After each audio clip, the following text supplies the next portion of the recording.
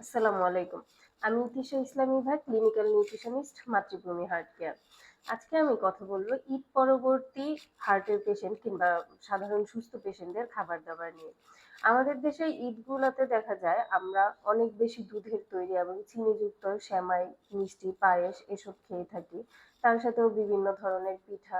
তারপর হচ্ছে আপনার একটু রিচ ফুড, বিরিয়ানি, গরুর মাংস এইসব জিনিসগুলা খাওয়ার ফলে দেখা যায় যে হঠাৎ করে আমাদের শরীরে চর্বির পরিমাণটা বেড়ে যায়। আমরা ৩০ দিন রোজা রেখে যতটুক আমাদের শরীরটার অবস্থা উন্নত করি, এই ৪-৫ দিনের খাবারের ইয়েতেই ইররেগুলারিটির কারণেই আমাদের শরীরটা একটু অসুস্থ হয়ে যায়।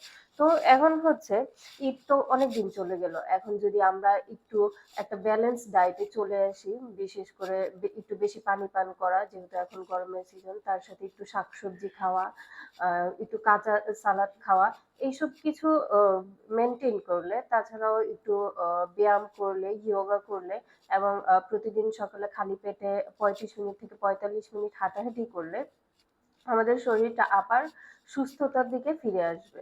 ধন্যবাদ সবাইকে। মাতৃভূমি হার্ট কেয়ারের সঙ্গে থাকুন।